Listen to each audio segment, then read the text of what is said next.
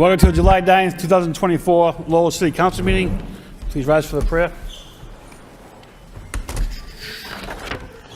Dear God, today as the session opens, we pray that your presence will be before us and everyone who serves in the decision-making process of our city. We pray for direction which will lead our city to be strong and unified. May we continue the legacy of our founders. May we be granted this day the wisdom to make decisions which will be for the good of our city. We also pray for your special blessing on all those who are working to transform our city, make it a better place to live and work. Amen. Pledge the flag. I pledge allegiance to the flag of the United States of America, to the republic for which it stands, one nation, under God, indivisible, with liberty and justice for all. Mr. Clerk, please call the roll. A little off kilter there. Yeah. Council Leahy. Here. Council Mercier. Here. Council Noon. Here. Council Robinson. Here. Mayor Rourke. Here. Council Scott. Here. Council Yem. Here. Council Chow. Here. Council Dakota. Here. Council Gitchia. Here. Council Janess. Here. 11 present. Council Mercia. Thank you, Mr. Mayor. I'd like to offer a moment of silence in darkened chamber for Harold G. Waterhouse Sr., a resident of Dracut and former longtime resident of Lowell. Harold grew up in the Lowell section of the city known as the Acre, where he attended local schools and formed fond memories that lasted throughout his life. Harold was appointed to the Lowell Police Department in 1958 and graduated from the State Police Academy in 1962. For over 30 years, Harold served on the force in many capacities: a patrolman, Car 2 in Centerville, the Accident Bureau, and finally, in 1975, the Arson Squad, which he formed at the request of Superintendent of Police Leonard McPhail and Fire Chief Paul Beauregard. Harold was also proud of the fact that he was instrumental in establishing the American Red Cross Disaster Service in the Merrimack Valley, of which he was involved for 45 years. In 1976, Harold was sworn in as Deputy Sheriff for the Middlesex County and remained in that position until his retirement in 1989. For over 35 years, he served as a Eucharistic minister at St. Joseph Lithuanian in the Immaculate Conception Churches, bringing communion to those hospitalized at Saints Memorial Hospital. Harold leaves behind his beloved wife, Marion Waterhouse, along with his daughter, Donna, a son, Harold Waterhouse Jr., Marion's daughter, Patricia Redmond, several grandchildren, great-grandchildren, nieces, and nephews. He was predeceased by his wife, Loretta Nannery Waterhouse, his sons Miles and Lister. We offer our deepest sympathy to his family, relatives, and many friends. I'd also like to offer a moment of silence in darkened chamber for all those who passed away since our last city council meeting. May they all rest in peace. Thank you. Hey, Council Mercia. Council Leahy. Thank you. I'd like to offer a moment of silence for Mark D. Melee.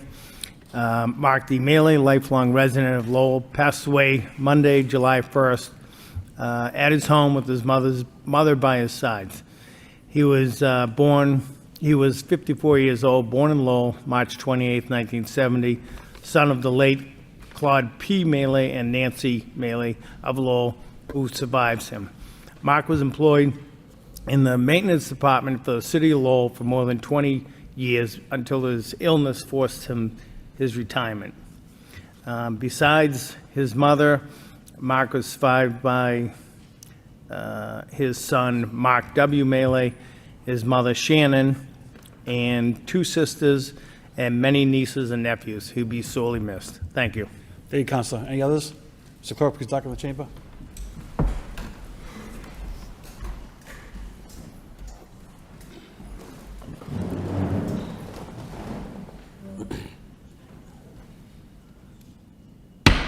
May they rest in peace.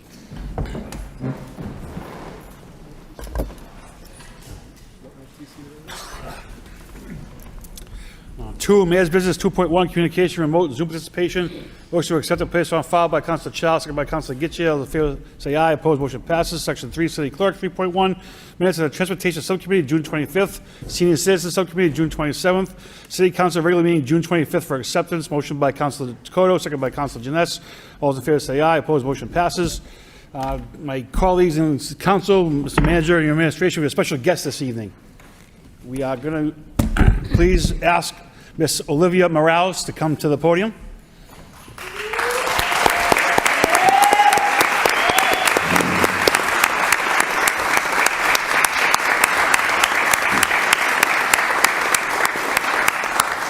She is joined tonight by some friends and teammates. Ms. Morales is here this evening speaking to our communications team. They told me the story of Olivia after a basketball season, getting together at a friend's house with a pool. One of her friends began to drown. Olivia, being the athlete that she is, the person that she is, quickly jumped in, took her friend to the side of the pool and administered CPR, emergency services, until EMTs arrived on scene. And very happy to report that the person that she did help is also here this evening. If you want to come up next to Olivia.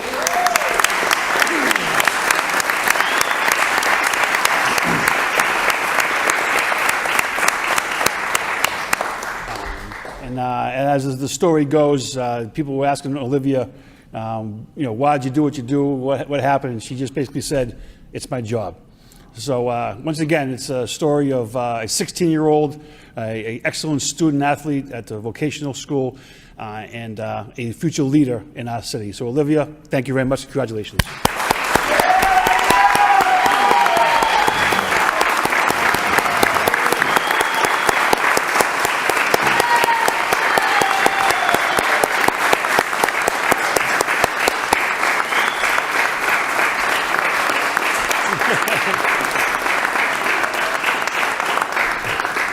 Olivia, now it's your turn to say a few words. Go ahead. Well, I just want to say hi. My name is Olivia Morales.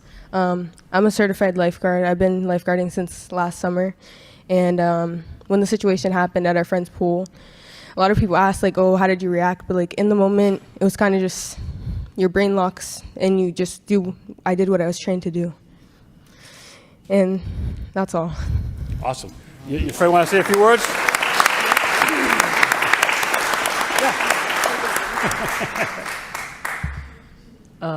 What's your name? Rochelle. It's wonderful, first of all, being here with all of you, with my coaches and all that, and obviously my lifesaver here. But in that moment, you don't know what's happening to you. You don't know how you're gonna, get out of it. And I'm so lucky, and I'm so glad that I had somebody like that in my life who was, apt and able and was just ready to just pounce and go. And if it wasn't for her, I don't think I'd be here today. So thank you again, Olivia. Awesome.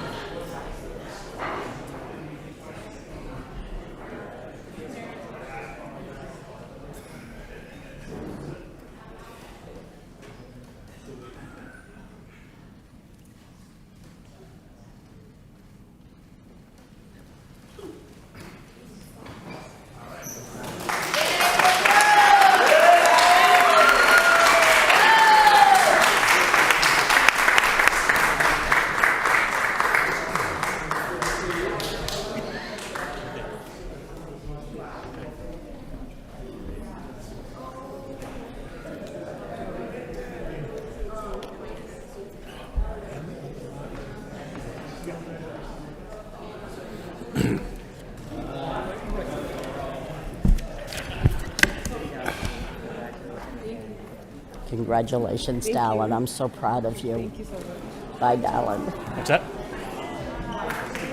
I will.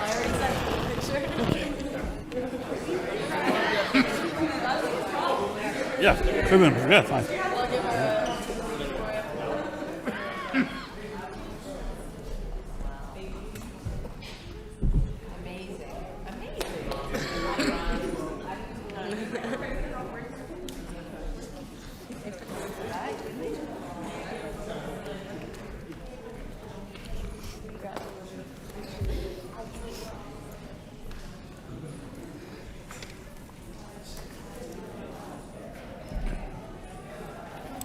We do have a couple of public hearings that we'll get to at 7 p.m. Moving on, Section 5, City Council motions. 5.1, Council Mercia requests City Manager and Mayor declare August 4th as BAPS Day in the City of Lowell, with a resolution, if so, voted on the meeting on July 23rd. Second by Council Noon. Councilor Mercia. Thank you, Mr. Mayor. This year, the people whose roots are from India are celebrating 50 years in the United States of America through the organization of BAPS. This organization is dedicated to fostering community spirituality and service. We refer to the organization as BAPS because Bok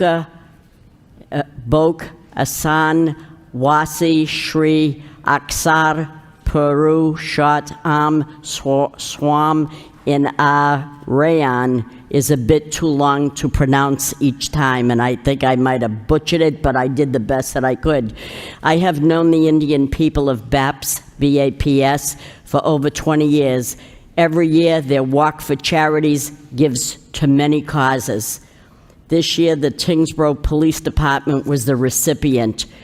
Through their annual Charities Walk for over 20 years, BAPS Charity raised funds for the Lowell Elementary School, Lowell Fire Department, Lowell Police Department, former City Clerk Richard Johnson's son, who was a police officer who died tragically and unexpectedly. And that year, the Charities Walk money went to the officer's family.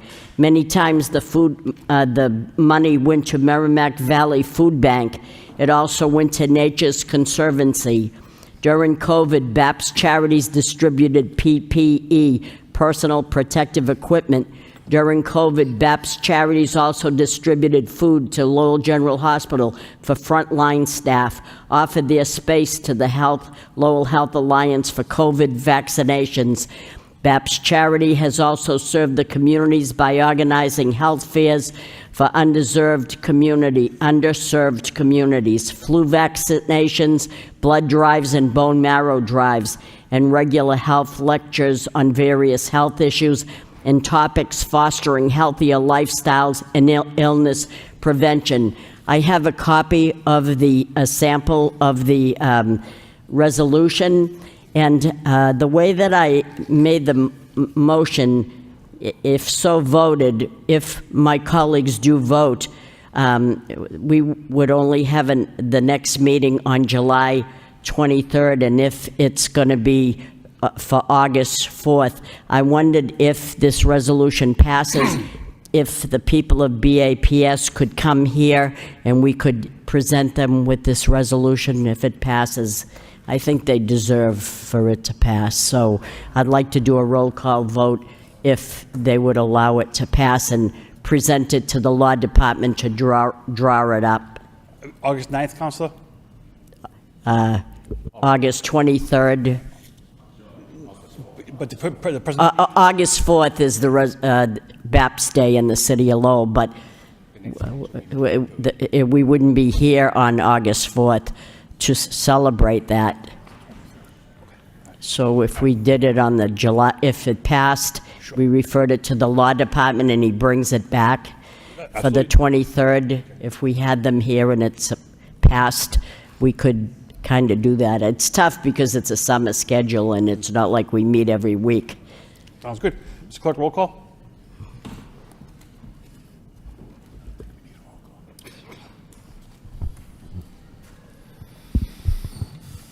Council Leahy. Yes. Council Mercia. Yes. Council Noon. Yes. Council Robinson. Yes. Mayor Roy. Yes. Council Scott. Yes. Council Yem. Yes. Council Shaw. Yes. Council Dakota. Yes. Council Getchia. Yes. Council Jeanette. Yes. 11 yeas. Thank you so much. Thank you. 5.2, Council Getchia requests city manager explore the feasibility of making middle managers and the DPW salaried employees. Seconded by Second. Council Leahy. Council Getchia? Thank you, Mayor Rourke. The reason why I asked this question is because most of the larger DPWs in the state, most of their middle managers in the DPW are salaried employees, and I just think it's fair to just take a look at this. I know that the manager was going to do a wage study, and I'm hoping that if that was done, it would outline where people are. Are they salaried across the state in the larger ones, and where we would fit on that scale? That's all this is about. Thank you. Council Dakota? Thank you, Mr. Mayor. Along the lines of Council Getchia, through you to the city manager. City manager, have you been working with Mr. St. Cyr on rectifying this kind of salary structure? Manager? Thank you very much, Mr. Mayor, through to the council. Council, we do have a study order that is moving forward with an organization to look at DPW. That would be, I would expect, one of the, it could possibly be one of the changes. Considering the fact we have to deal with the unions, we'd have to have a discussion about that as well. So that it is something that's been in the works for some time, and I'm trying to think right now if that has been executed yet. In regards to looking at all of DPW. So it's kind of a work in progress as we speak now. Thank you. Council Getchia? I know that, through you to Manager Golden, I know that we just resolved a lot of union contracts. Would that have been one that we just agreed to and signed, would be the middle manager in the DPW? Do you know that offhand? Mr. Manager? Thank you very much, Mr. Mayor, through to the council. Not all, I believe at this time, 14 out of 15 are executed. The one that you'd be talking about, that has already been executed, but I still think there's an opportunity to talk to that union and find out what we could or couldn't do.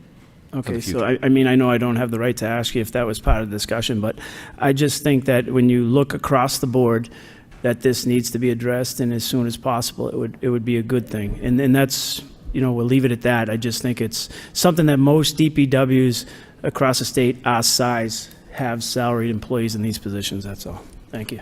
So, Mr. Manager? Mr. Mayor, through to the council. So during that reorg that we're discussing, it'd be my hope to possibly impact bargain that if it's something that we should move in that direction. All those in favor say aye. Opposed, motion passes. 5.3, Council Getchia requests city manager update the city council on the high school project budget and if any change orders have been authorized. Second. Seconded by Council Noon. Council Getchia.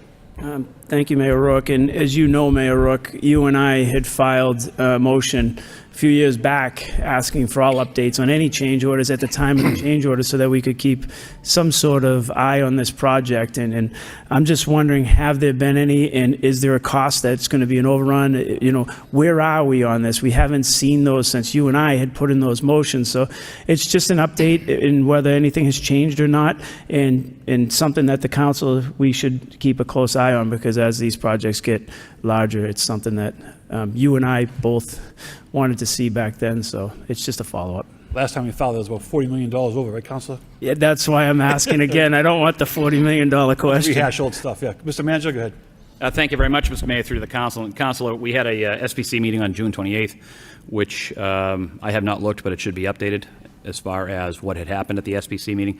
But our plan was before the end of August to have Mr. Dowd from Skanska come in and actually give a report, if that would suffice to this. In regards to Phase 3, we're entering into Phase 3 right now, which is probably one of the more challenging phases, given the fact that Phase 1 and 2 are primarily, and I'm going to say primarily, new construction. Phase 3 is mostly renovation. So that discussion probably could happen if it's the will of the council to take this motion, and I think we're talking mid-August. Yeah, we're talking about mid-August, possibly having in Mr. Dowd from Skanska. I want to float that. I don't know where his vacation schedule is, so before the end of August, before the school year, if that's okay with the council. So as you stated, you had an update just recently. In that update, have they outlined any change orders, and has it gone into the contingency monies, and has it gone over the contingency monies since we have that update somewhat? Mr. Manager? Thank you very much, Mr. Mayor, through to the council. Council, we have had change orders. Most of the time, they're in a small small amount of money. The major change orders, I do believe, will be coming into Phase 3. Per the last discussion the Assistant City Manager and myself had with our OPM, things are on schedule, budgeted. Timing and budget are going to be extremely important in Phase 3 and now and moving into Phase 4. This is really where the rubber is going to start to, hit the road, if you will.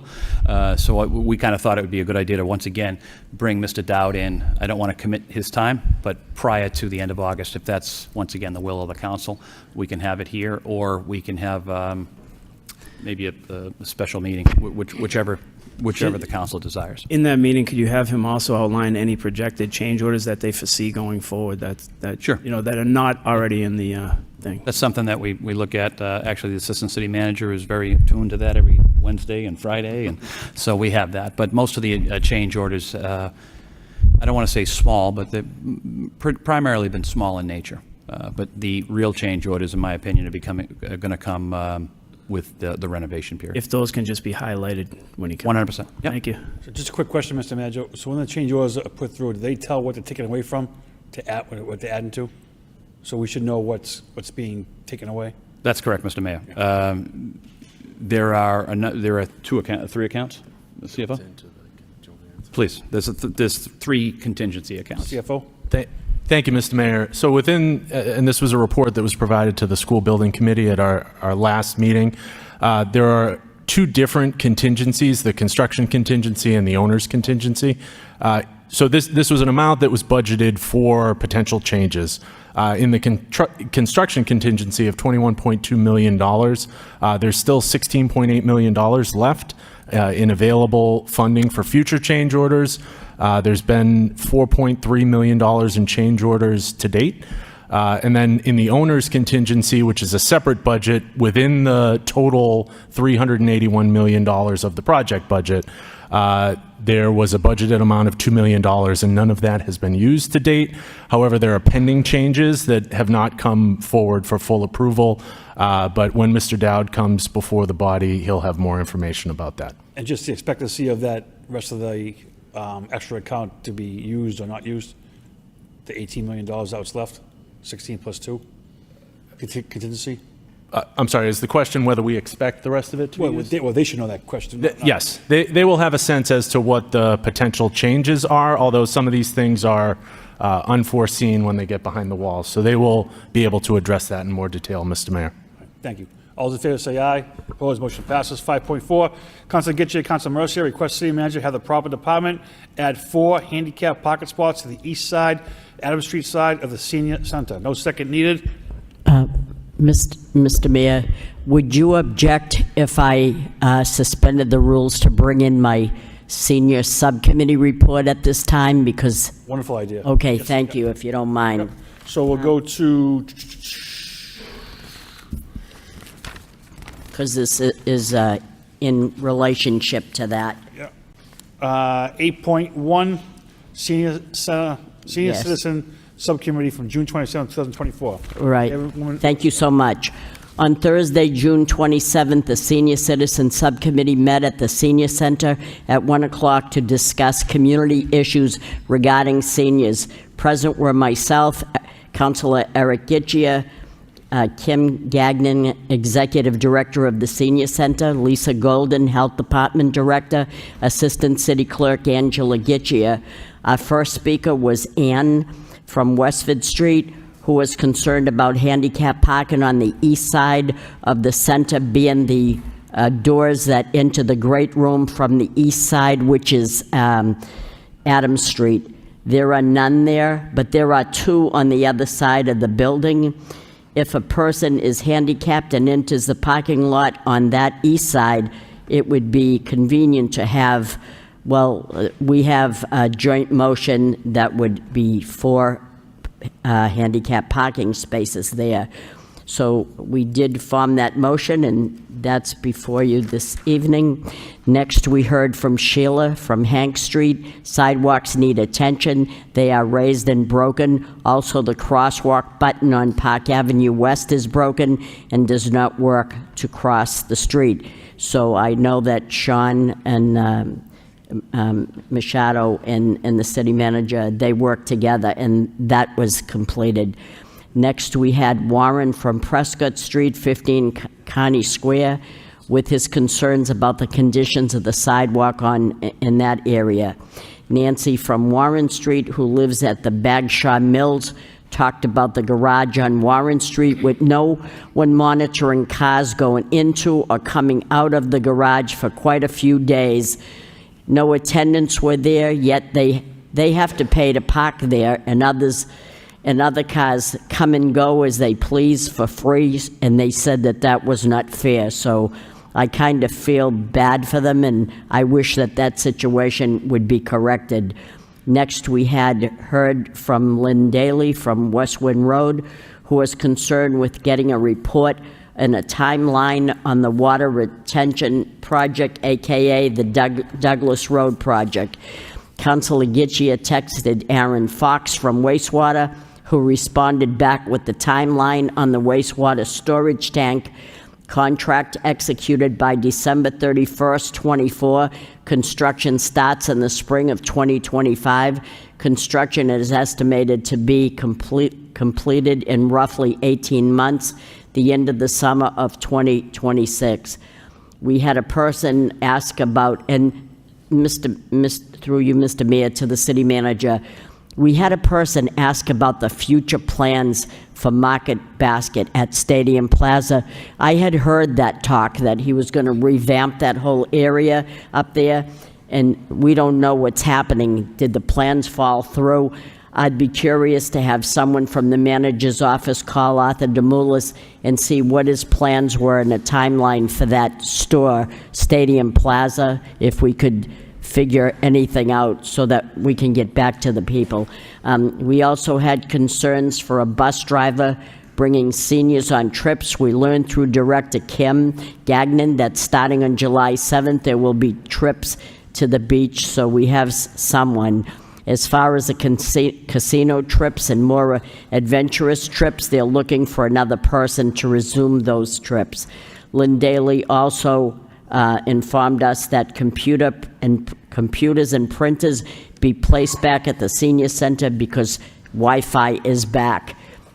Lynn Daly also talked about and informed us that Kilkenny's Pub would be serving real corned beef on the 17th of each month, and I'm very concerned about that. So that's my report as a report of progress, if any of my colleagues want to add on to that.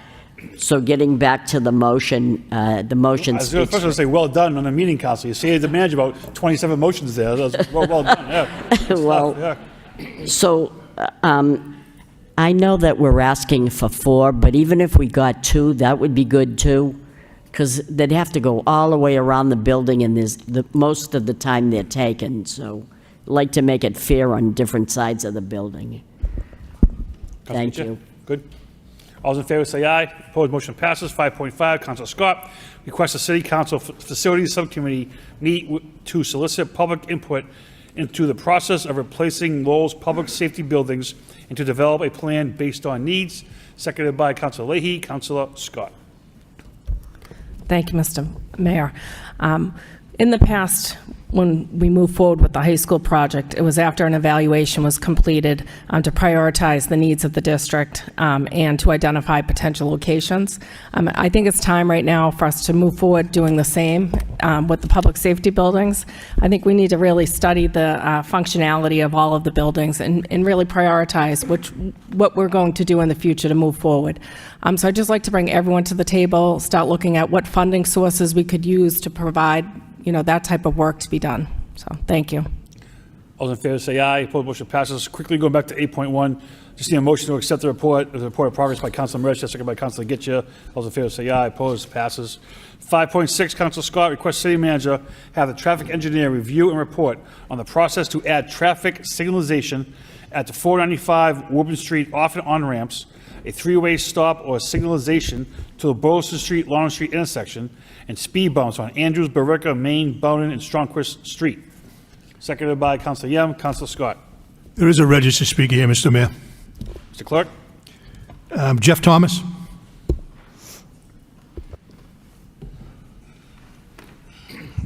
Good evening, councilors, city manager, Mr. Mayor.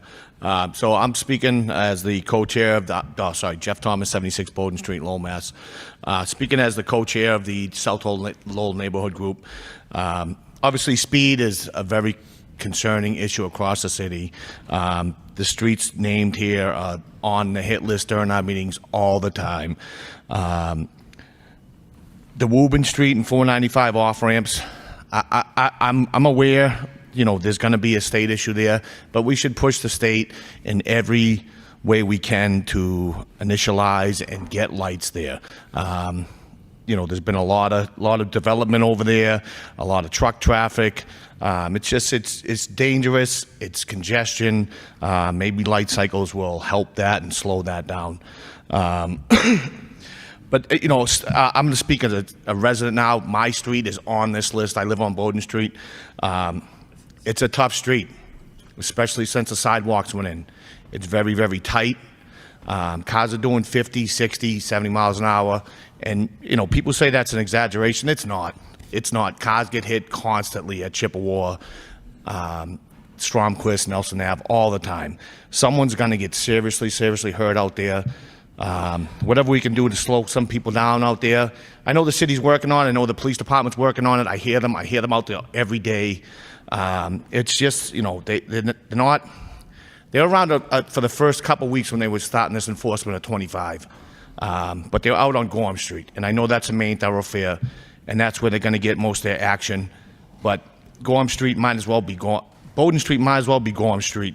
And, you know, I've been there 47 years, and it's fast, real fast. The street is real tight now, and there's just nowhere to pull in and out, especially with a barrel in the middle of the road now. So we just got to do something about it.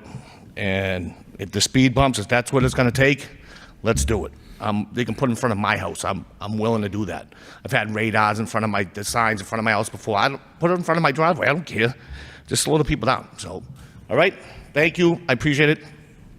Councilor Scott.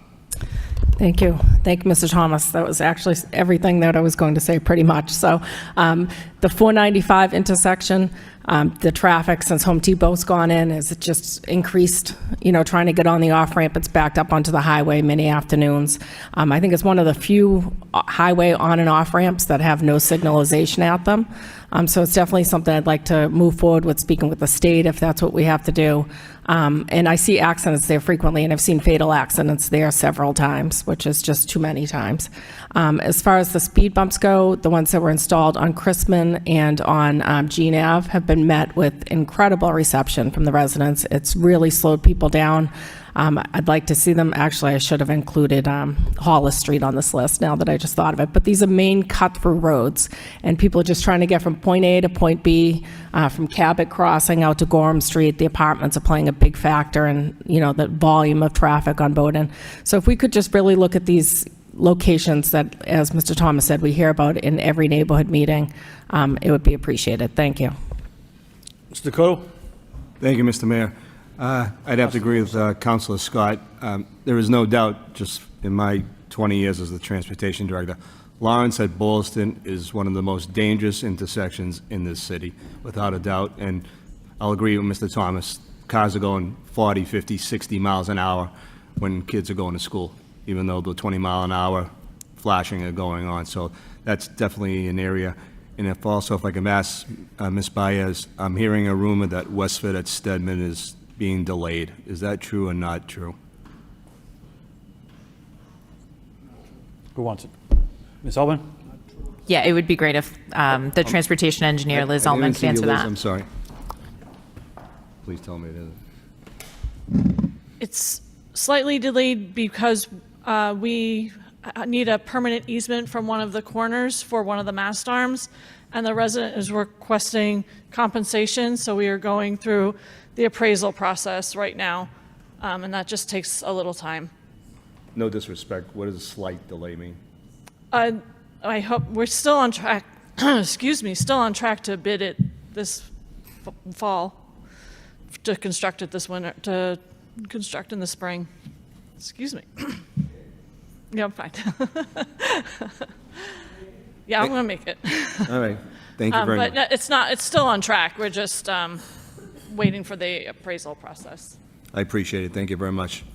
All those in favor say aye. Opposed, motion passes. Heading back to utility public hearings, 4.1.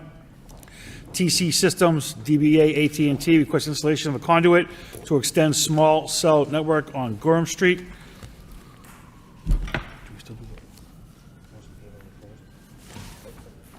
Gonna open the meeting to those in favor, in favor, in favor. The portion of the meeting is closed. All those in opposition, opposition, opposition. That portion of the meeting is closed. Need a motion to refer to the wire inspector for a report and recommendation by Councilor Getchia, second by Councilor Janess. All in favor say aye. Opposed, motion, hearing passes. 4.2, National Grid, request installation of hand hole with crushed stone at 155 Middlesex Street. I'm going to open the meeting to all those who speak in favor. In favor? There's a gentleman from National Grid for Zoom, Mr. Mendez. Sir, go ahead. Hi, my name is Michael Manitas, representing National Grid at 1101 Turnpike Street in Lowell. In North Andover. The customer here at 155 Middlesex Street is taking on water in his basement, coming through our conduits at the existing handhole that's there. This handhole with crushed stone would be to drain any additional water, preventing it to make it to his basement. Anyone else in favor? In favor? Portion of the meeting is closed. Those in opposition? Opposition? Opposition? That part of the meeting is closed. Need a motion to refer to the wire inspector for a report of progress by Councilor Janess, second by Councilor Yem. All those in favor say aye. Opposed? Passes. Thank you. Back, you got it. Back to the motions. 5.7, Councilor Janess requests city manager have proper department prepare a presentation for the council to summarize this term's Supreme Court decisions and the potential impacts on the city of Lowell. Second by Councilor Leahy. Councilor Janess. Thank you, Mr. Mayor. We all saw these decisions come out from the Supreme Court this year, specifically thinking of Grants Pass, among other cases that have a chance of changing how things operate here in the city. And I understand that many of these decisions can't just be viewed through the lens of the decision. We also need to understand how Massachusetts law applies in these cases. And so I was hoping that maybe the solicitor would be willing to kind of walk us through these decisions so we can understand the new reality we find ourselves in post these decisions. Any other comments? All in favor say aye. Opposed, motion passes. Section 6.1, motion responses. A, CDL provider, Councilor Robinson. Thank you. I'd like to thank Shannon Norton, Manager Golden, and Kevin Coughlin on the response. So, I mean, my only question is, I see some of the data that came back.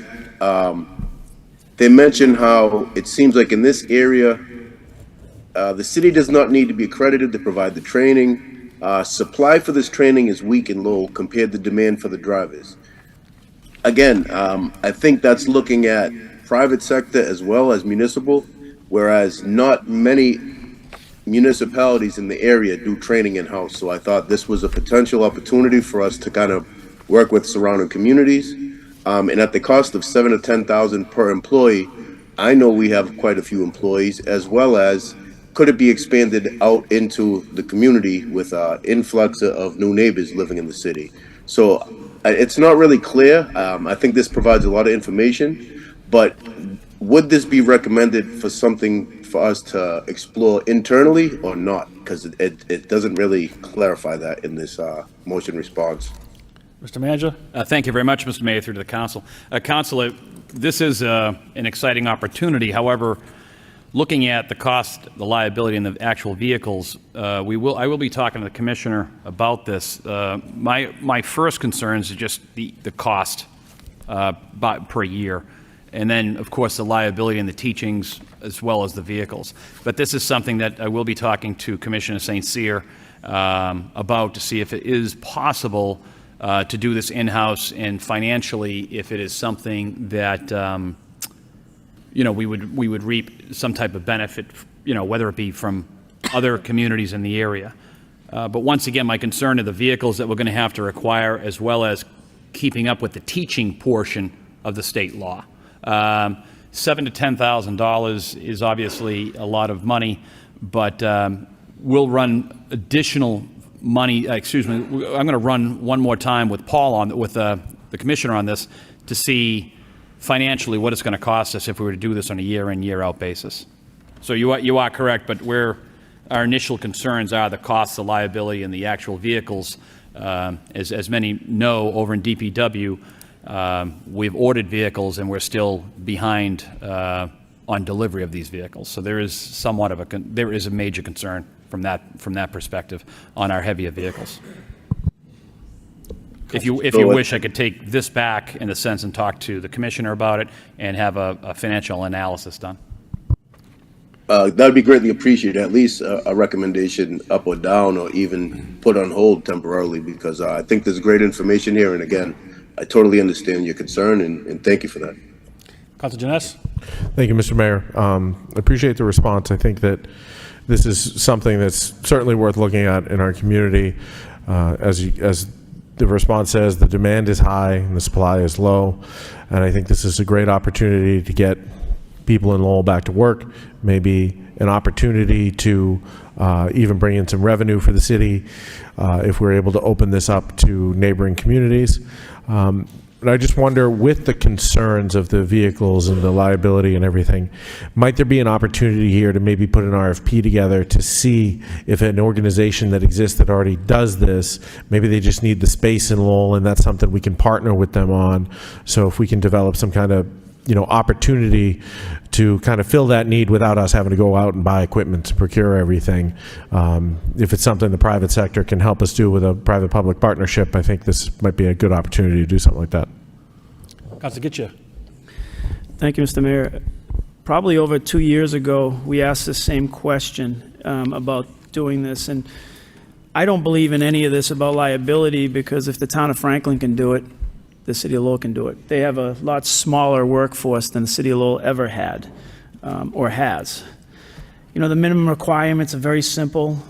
Have a minimum of 2 years experience operating a commercial motor vehicle, required in a CDL of the same class or higher for the endorsements. So that's not, in any vehicle in the city of Lowell that's on the road should be able to be used. It should pass any inspection. So that shouldn't even be a thought process. And when you start looking at all the pieces that fall together, this is more about, if we're hiring people based on fit over qualifications, then we need to get them the qualifications to do it. And it happens in every community. Sometimes you hire someone who doesn't have all the experience. I was hired in the city of Lowell in 1989, and I was trained here by a gentleman named Henry Saucier of the Parks Department over at Colley Stadium, and got a Class A driver's license thanks to the city of Lowell. And when you look around, this is what we need here. This isn't a want. And if we're talking about training outside of city employees, I see what the manager is saying on, you're looking at liability, unless Mass Hire is going to pick up the liability piece and, get their own trucks, which I wouldn't advise that. But the more you look at these simple things, and you look at small places like Franklin that we're thinking much further ahead about their workforce and trying to hire the right fit because they wanted to keep people, and that's how, in the resources. Let's think about this one thing. We talk about $7,000. It's a lot more to $7,000 to $10,000. It's 8 weeks, 20 hours, and you got to drive to either West Boylston, Mass, or North Andover. So that's a full week. That's not 20 hours. It takes time to drive there. It takes time to study. It takes time to come back. So that's a 40-hour work week when you can drive over to Colley Stadium at your leisure and be able to do this on your time and put the training in. So I think we seriously need to look further into this and understand what the costs really are. There are high costs when you're sending employees, and most likely in a vehicle from the city of Lowell to go to West Boylston or to North Andover to do these trainings. So, you know, and some of them say 540 hours, another one says 160 hours, and it just depends on which licenses we're seeking. So I do think that this is something the city should look into, especially, but again, the manager would know better than I would if, because we raised the rates of the employees coming in, are we now getting people who have these licenses? That's another question for the manager to look into. If we're getting people who have the licenses and they're the right fit, then why would we need it also? So I think there's a balance here that we need to look at, and I thank the manager for the response. Councilor Noon? Thank you, Mr. Mayor. Thank you, Manager Golden, and your team for the report. Very helpful. I agree with Councilor Kachia that there's a need here to have a training, and your recommendation or your suggestion, Mr. Managers, that the in-house will be a good one, and inviting other city and town to partake in it. Even better idea is Councilor Janess. If we can bring a private to partner with us and do this in-house. There's a need here. We need to explore those possibilities, if you may. Thank you. Moving on, motion response B, portal installation. Councilor Robinson. Thank you. Again, thank you and your team, Mr. Manager, for the legwork, Mr. Crew, Mr. Machado, Melissa DeRoges. It seems like you guys really dug in and found out how they made this happen in New York. I know there was a cost. I knew there was going to be a cost, and based on your recommendations. So, is this something? I guess it's something my colleagues would have to come to a decision on, and based on your recommendations, and it would be follow the NYC model, engage a partnership to oversee the project and secure funding, and working with a local public art project management firm, which I know we have a couple in the area that the city has worked with in the past, I believe. So I think this is a great opportunity, especially with all the sister cities that we have in place. So, I mean, I think, what is the next step? I'm asking through you, Mr. Mayor, to the manager on this. Mr. Manager? Thank you very much, Mr. Mayor, through the council. The cost is something at $400,000 is what we're estimating, then $100,000 a year to run it.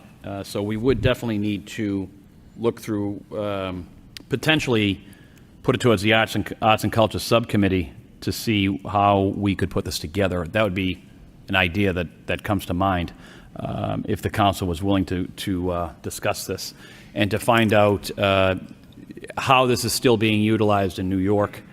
I know this was written just a couple weeks ago, but I'm kind of wondering, is this something that will, it is popular today, and then in 2 months or so, are we looking for spring of 2025 to put this together? So it's something that, once again, I think the Arts and Culture Subcommittee could look at, and then we could properly plan for the $500,000 or so if the council wanted to move forward from the subcommittee. That'd be my thought process. Mr. Manager. The $100,000 operating is actually they had a 6-month window, so that's a 6-month $100,000 operating cost is what they're projecting. Okay. I mean, it's a good idea in theory. I mean, you're talking $400,000 and $200,000 a year after that. Yeah, I think we need to just, chalk it up to a good idea that if we get lucky, if someone wants to donate all that money to us, great. But I can't see spending $600,000 in year one on something like this. Any other comments? Motion response C, Western Ave, Councilor Robinson. Thank you. Again, thank you for this response. I'm looking forward to see what comes out of this meeting with the Western Ave group. There's so many talented artists over there. I think any ability to increase visibility to kind of guide traffic towards the studios and brewery down there is greatly appreciated. So thank you. I'm looking forward to hearing what happened. Oh, yeah. Mr. Crew, go ahead. Yeah, we're looking forward to meeting with them on Friday and continuing the discussion with them. We are aware, talking with Councilor Leahy earlier today, about how we have to work with the existing DOT layout of who owns what over there, but we're very used to doing that on Lowell. Awesome. Councilor Noon. Thank you, Mr. Mayor. Mr. Krug, if you could update the council after the meeting as the outcome of that meeting? Appreciate it. Of course. Yeah, there'll be a follow-up motion response to that following that meeting. Excellent. Thank you, Mr. Crew. Motion response D, Central Street, Council Janess. Thank you, Mr. Mayor. Thank you to the administration for this response. I appreciate that we're looking at this and we've got a plan. Seeing them repainted is a good first step, but you know, I'm happy to see that this walk audit is going to be done, because I think that there's an opportunity to do more here, and really a need to do more. These crosswalks do kind of seem dangerous. They're uncontrolled. There's no option for a controlled crosswalk unless you walk all the way up to Market Street or all the way in the other direction to Middlesex. So to have an opportunity to be able to utilize these in a safer fashion, I think is what we're looking for. It would benefit the businesses in the area and certainly benefit the residences in the area. I'd be really interested to participate in this walk audit just to understand how they work. So if you wouldn't mind keeping me in mind when that gets closer, I'd love to at least, you know, follow along and just understand how these work, because I think it's an interesting opportunity. You know, seeing that it was identified within NEMCOG's Vision Zero action plan is a great first step, and really should put the bullseye on doing something here before we said, before something happens and we say, man, we should have done something sooner. So thank you for this work, and I look forward to seeing it develop as we move along.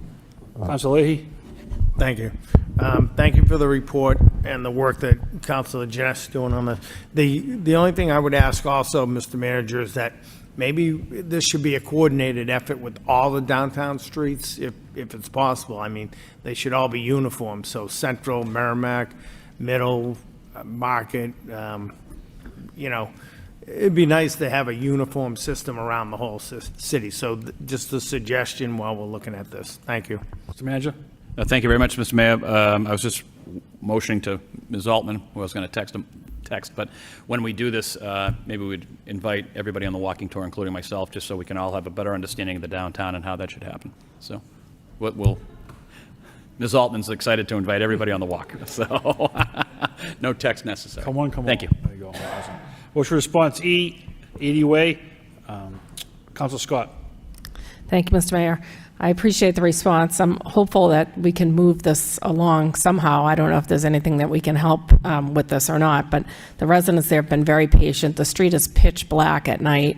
They have a lot of people that have been living down on the river, so there's been a lot of people walking through at night, and they've expressed real concerns over how dark it is. So I don't know, again, I don't know if there's anything that we can do, but it's not a good situation for the residents that live there. Thank you. Mr. Mayor. Councilor Noon. Thank you, Mr. Mayor.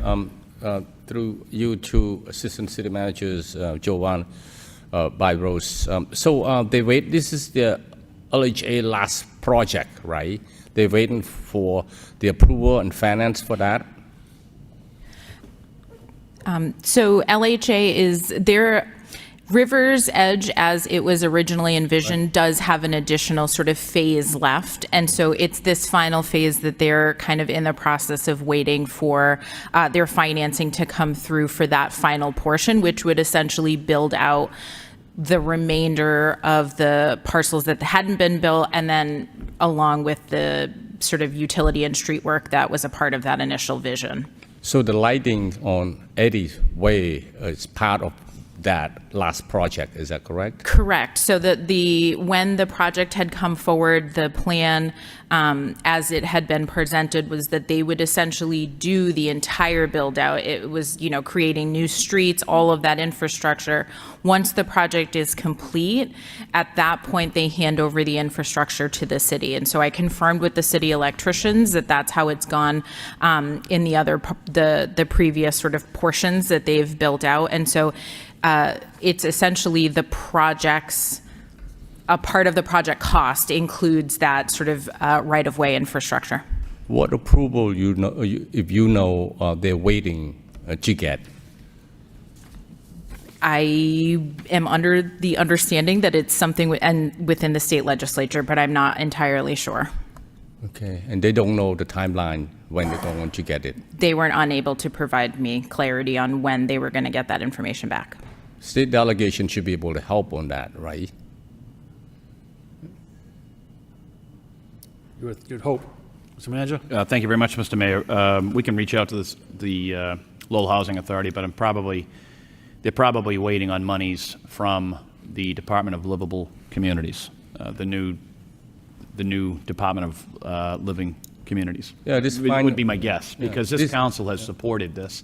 Yeah. I believe it's 32 units, 16 duplexes out in that area, and when that gets built out, it would become an accepted street, and all of the lighting and whatnot would come with it. So, but my guess is, and I can check with the executive director over there, but my guess is they're waiting on finances from the Commonwealth of Massachusetts. All right, thank you. Motion response F, safe routes to school. Councilor Dakota. Thank you, Mr. Mayor. Ms. Baez, Ms. Altman, kudos to you guys. This is more than what I expected in this federally funded program, especially with the Stocklosa School, though, and with the Stocklosa School, basically almost 70% of that school are neighborhood school kids.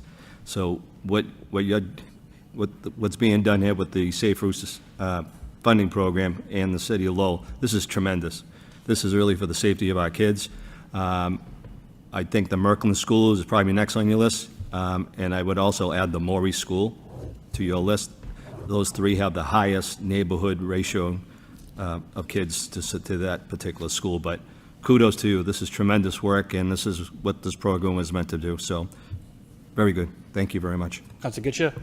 Thank you, Mayor Rook. Through you to Ms. Altman or to Ms. Baez-Rose.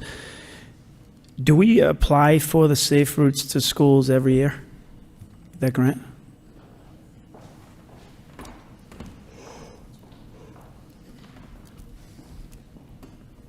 The Safe Routes to School infrastructure program, we've applied, and now it goes through the MassDOT process, essentially. So this is, until that project is complete, we cannot apply for another infrastructure grant. We can continuously apply for what's called their Signs and Lines program, which is like a much smaller amount, but it would enable us over time to upgrade our school zones. Have we applied for that in the past? I don't know, but we're going to apply for it this year. Through you, Mr. Mayor, to Assistant City Manager Baez-Rose. If I may, Councilor, there were, in the infancy of the Safe Routes to School program, there were no monies. It was more of an education more than anything to districts, and it's evolved into now monies being garnered by each of the cities and towns. People have received grants in the past from this. They have, yeah. From this, and that's what I'm asking. I'm not asking about, the history lesson to it. I'm just wondering, have we applied in the past and have we received funding? And I guess I can ask you through the CFO, because he would know the grant funding sources. Have we got money from the Safe Routes to Schools in the past? You probably don't have an idea. Okay, so if somebody can just, go ahead. So several years ago, the city received a Safe Routes to School grant around the Robinson School. So in Centerville, that was a Safe Routes to School project that put in some sidewalks and some crossings on Beacon Street. So that was a Safe Routes to School project. And I'm just wondering the history of this. Did we receive funding, and how often do we put in for it, and where is the funding gone? Prior to Ms. Altman, was that something we seeked out, and did we get funding in the past, grant funding from this program? Because I know it's been out there for years, because the former community I worked for used to get these funds. So I'm just wondering, is it something that we can repetitively put in for in different areas and different things like you're saying, and can we utilize this better? That's all. If you could look into that and just get back to us. Thank you. Councilor Young. Thank you, Mr. Mayor, and I'm thank you for the report. And I'm particularly was ecstatic when we were told a month ago or so that the Stocklosa, the Safe School program is funded by the state. Its report says 60% of the students walk and bike. If you go to School Street every morning, student walk and bike to Stock Closer, and I'm very excited that this project will really enhance the safety of all the students. I think it's the second largest student population who walk to school after Lowell High School, at the Stock Closer. So my last question would be, do you know when this project will begin? Because I think that's questions from the parents. So, thank you. Because it does have to go through the MassDOT design process, it's probably looking at a year or two of design and then construction. So it's not a fast process, but it doesn't cost the city any money. So. Yeah, it's not fast enough, but at least we're in line to get it done. I appreciate that. Correct. Thank you. Councilor Leahy. Thank you. I don't see the Pine Arts School on here. Did they not apply, or is it going through a cycle where they don't have a lot of people walking? Or? These are the schools on here that are active Safe Routes to School partners. So in order to be an active Safe Routes to School partner, you have to participate in their education programs and their outreach programs. So those are only the active schools are eligible for Safe Routes to School funding. Okay. So that's why I encouraged everybody at the end to look into the program if they're not already on this list. All right, we'll check again, and then through you to the manager, I still have that motion on about moving the crosswalk further away from the bridge, so if we could just get an update on that, because happen to be working over there, and you can, as they said tonight, the intersection right after the bridge is so busy, the cars really fly over that bridge, so thank you. What's your response, G, River Road at Andover Street, Councilor Leahy? I gotta get my computer going here, 1 second. I know. Oh, yeah. No, thank you. There's not much we can do with that now, I guess. So we're just gonna have to wait and see, but I appreciate the report. But we never went the other way down Campbell Drive to get to West Forest. So that's the question, is how do we get that whole area walkable in that point? And at the same time, when I look at that area, I think that there is some things that you could look at. You got fields behind there that may not be being used to their appropriation, and maybe there's some design that could be done with traffic in that area to alleviate inside. So I just hope that we could go back and look at Campbell Drive and running and seeing what the outlook would be from going from Westchester all the way down on Campbell Drive to West Forest, because that doesn't have any sidewalk either, and people do come from the south to the school, so that's all. Good, yep. If I may, we did flyer all the way down the entire length of Campbell Drive, excuse me, sorry. So the survey results indicate the entire length. So we did flyer and request feedback from all of them. So all the residents adjacent to the entire length. The report only talks about going from... Well, that was the focus of the discussion at the resident meeting, was just that section. There wasn't a lot of attendance from the people to the south. But I do believe that if we're going to look at the whole thing from a circulation standpoint, we do need to look at the southern part too. Okay, that's all I was asking, is would you look at that side also? Thank you. Councilor Dakota? Thank you, Mr. Mayor. One of the consensus was, though, that a sidewalk was shared by many, that from Fleming to Newberry Street would be a very good idea, which would help with especially our middle schoolers getting to Stevens Street, sorry.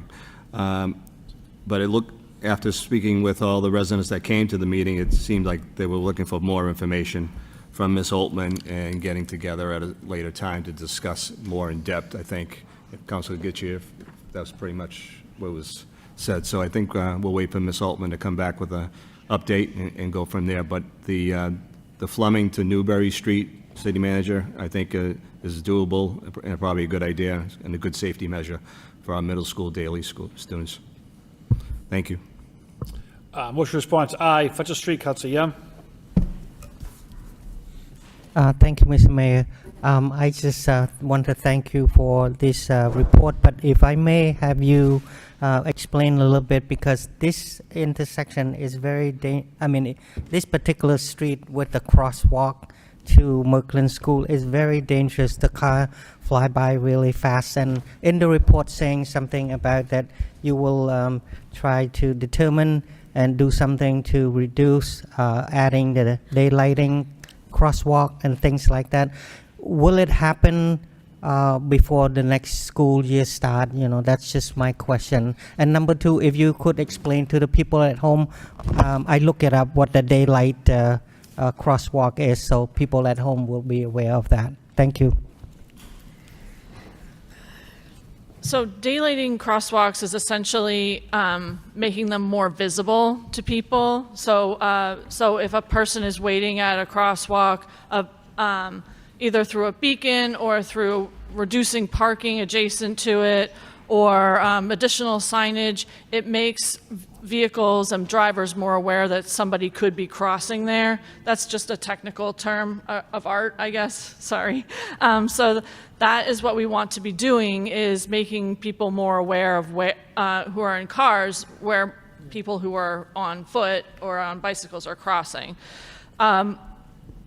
We are looking at a more extensive program along Fletcher Street because it is identified as like a high priority location.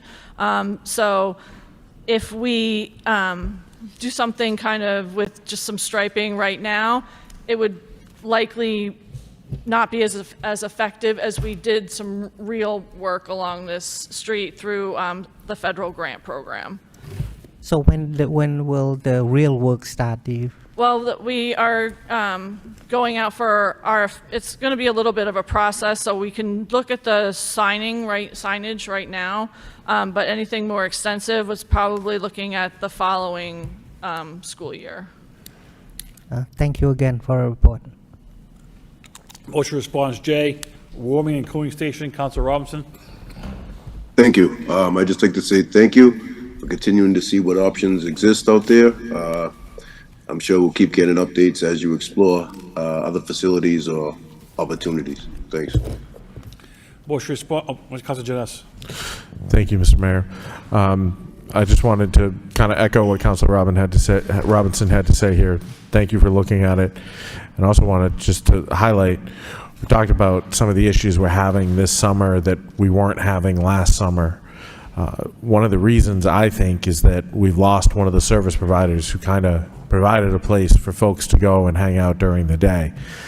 So I think it's important we continue to look and find another option here to try and, kind of give people options during the day. This report also mentioned that the building being used in Worcester is owned by the state, which is key to the operation. I think that we may need to have a discussion with our friends in the legislature and in DCAM to see if there's any opportunity for some unused state buildings that might be in the city of Lowell that might be able to be used either a short term or longer term to help with this issue. Thank you. Motion response, K. Syringe, Council Robinson. Thank you. I'm glad to hear that we hired another syringe collection program coordinator, and Pride Star has been a great ally right along in this battle. So thank you for looking into it, and it makes sense. Trying to contain where the collection of syringes go, so to say, within the city makes a lot of sense. Thank you. Motion response, L. Restructuring Election Department, Council Mercia. Thank you, Mr. Mayor. I did get the response from Corey Williams, our city solicitor, and it's nice to get a heads up and a congratulations. It seems like we agree at the same time. A great motion, because reconstructing the election department makes sense. I personally think it does too. And then it went on to describe that transitioning to the city clerk should not result in any disruption in service, both in the election and with the city clerk. So what was happening is that we need to amend the ordinance and needs to be amended. So I would say, if it is the wish of the council, the law department can prepare the 3 proposed amendments to bring before the full body for discussion and a formal vote. I think it only makes sense. What it outlines here, and I'm sure my colleagues read it, is the fact that this doesn't, it's Lowell that seems to be the only place where this is the way that it is structured this way. So I would support the proposal to change the amendments. And so I would refer this back to the law department. If it passes, I'd like to get a roll call to see if people feel the way that I do. So motion by Councilor Mercer, second by Councilor Dakota. Councilor Gitcha. I'd like to recuse myself from this discussion. Thank you. Mr. Clerk, roll call. Oh, sorry, Councilor Noon, go ahead. Thank you, Mr. Mayor. Thank you, Councilor Mercier, for filing this motion, and thank you for the response. It's good timing. I think the amendment ought to be done that way, because if anybody is the municipal hearing officer, should be somebody from the law department, right? The solicitor can assign someone to do that job in terms of those who appeal their parking ticket and whatnot. And the election department should be under the clerk department. So it's the right timing, given the report also indicated that the directors are soon to retire in August. So it's fitting, everything. So let's get this rolling, get it done as soon as possible. Thank you. Gotta give the clerk a raise, Councilor Mercer. If I could add a little something, I wouldn't try to change things unless I first met with each respective person, the city clerk and the city solicitor, and asked if they would have objection to my motion. I think if they did, I wouldn't have made it, but they were amenable to it. So I tried to be considerate. Thank you. Thank you. Roll call, Mr. Clerk.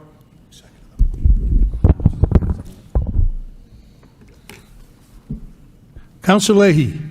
Yes. Council Mercia. Yes. Council Noon. Yes. Council Robinson. Yes. Mayor Rourke. Yes. Council Scott. Yes. Council Yem. Yes. Council Chow. Yes. Council Dakota. Yes. Council Gitchia. Council Janess. Yes. Thank you. Motion response M, Crosswalk, Rogers Hall. Councilor Mercia. Motion complete. Thank you. Okay. Motion response N, increase police patrol. Councilor Gitchia. Thank you, Mayor Rourke. I see that we have the chief here and also the director of homeless services. Could we have them just come up and just highlight the efforts that are not enforcement efforts, but we're trying to alleviate some of the issues by offering services to this area that is highlighted in this memo? Because I think it's important that people understand the efforts that are going on down there at the same time as what we're asking for is to have the area a little bit monitored better. Patrick? Good evening, everyone. Good evening, Mr. Mayor, Mr. Manager, councilors. No, that's okay. So your question is, what kind of services are being offered? Well, in the memo, you see it shows weekly Friday co-op outreach to the homeless, opioid addiction individuals at Summer Street in Favor, and then you see all the way down there are so many things that are going on in that area to try to mitigate what's going on before we take the action of enforcement to move people along. So I just think it's important that we look at that and see what the results are, because I'm going to ask the chief in a minute, what does he think has happened since we filed this motion, and has some things worked better than others? That's all. Okay. Well, from my point of view, we have a lot of new faces up there daily. The same issues are going on. All the nonprofits are coordinated and working very hard, offering coordinated entry, mental health services, addiction services, harm reduction services, first aid for people with wounds, things inside the Elliott Church programming like movies on Friday. We're doing everything we can to engage people, and that's, we're always up there, and we're happy to listen, even just listening. Some people just want you to listen to their story, and we're all more than happy to do that as well. Thank you. Through you, Mr. Mayor, just to the chief.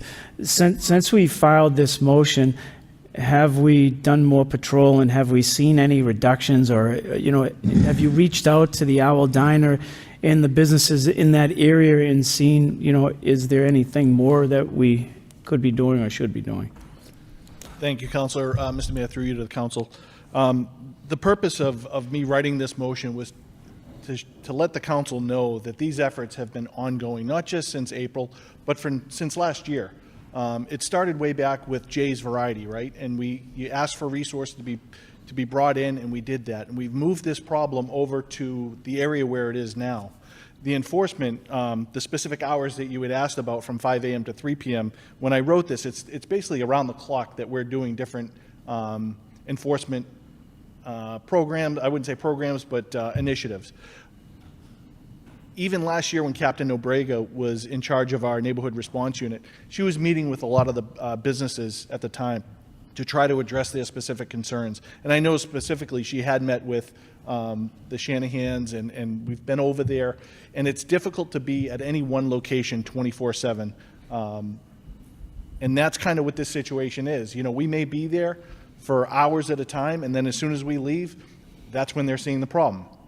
So this is a constant battle, and that's what I'm trying to show you with this motion response, is that we're vested in it. We're invested in trying to offer and move people to the services, but at the same time to take the appropriate action and hope that we get the support that we're looking for from our court system. I've spoken with the manager, and to try to, I showed him a video just last week that was disturbing to me about, seeing people just dumping trash, barrel after barrel, at 11:30 at night. We have that person identified. We're going to try to move forward. But there has to be some sort of accountability to these people, and there's different ways that we're trying to get that.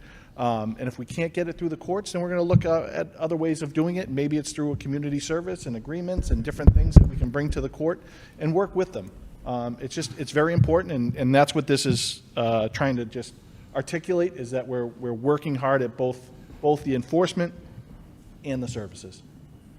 And I don't think anyone ever questioned whether any department in the city was working hard or not on it. At this point, as you're highlighting, prior to the Shanahans even coming here at the Owl Diner, we did all of these things, but these things are still happening. So that's what we're looking for, is what changes can be made from this point after it that can actually, and what have we done since the motion to try to.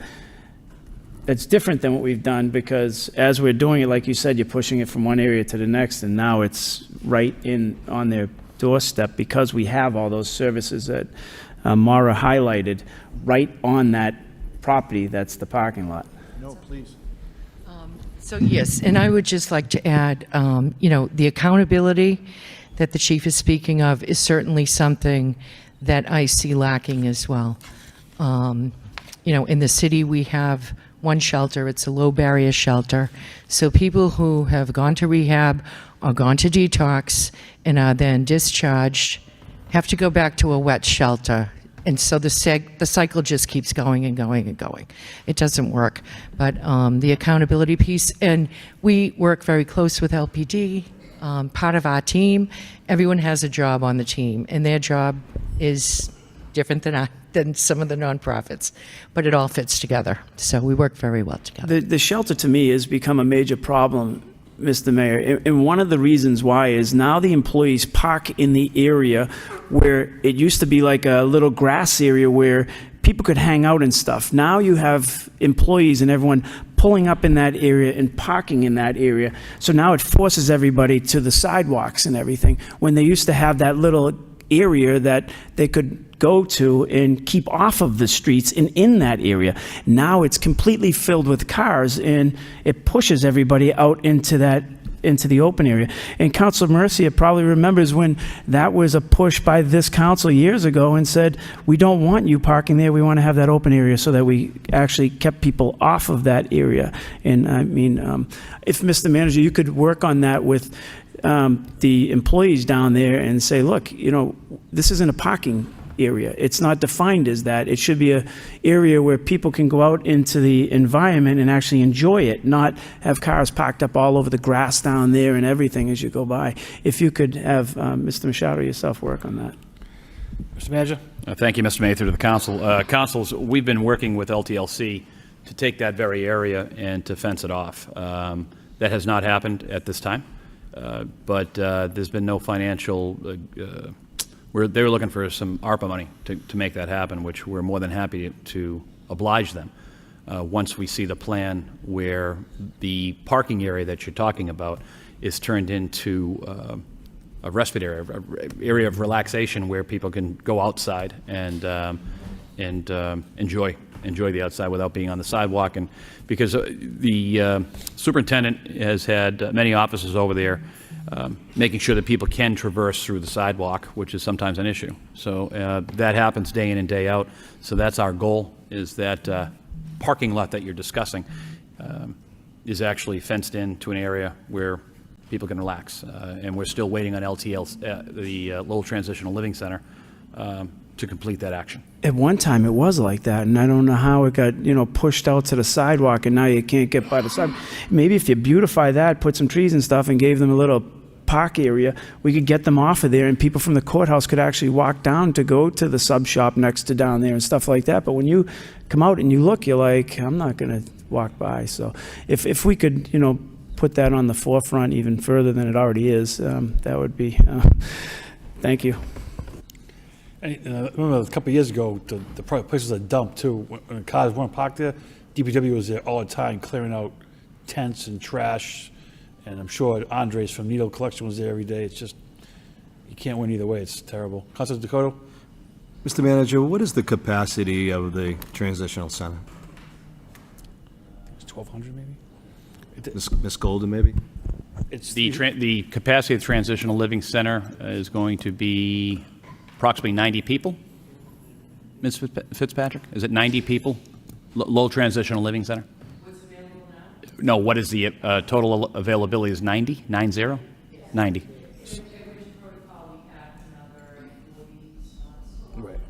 Right. So are we at capacity right now? That'll change day to day, Councilor. If you don't mind coming to the lectern so the public can hear.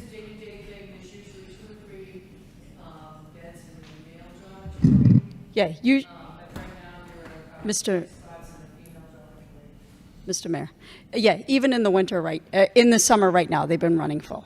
Yeah, to the 90. But in the winter, they hadn't been turning anybody away. They've been up to 130, and then they've been really kind of squeezing people in the winter. Last Sunday, I took my wife on a little cruise through Summer Street, and I counted 50 people at South Common, just in encampments, trash all over the place. And I'm just wondering where these people are going at night. Are they even just sleeping there with the weather being nice right now? And what happens to those people come November, December? It just seems like there's more and more and more. And I guess I would ask the chief if he's seeing more and more incidents occurring. Is he seeing more people at the Common? My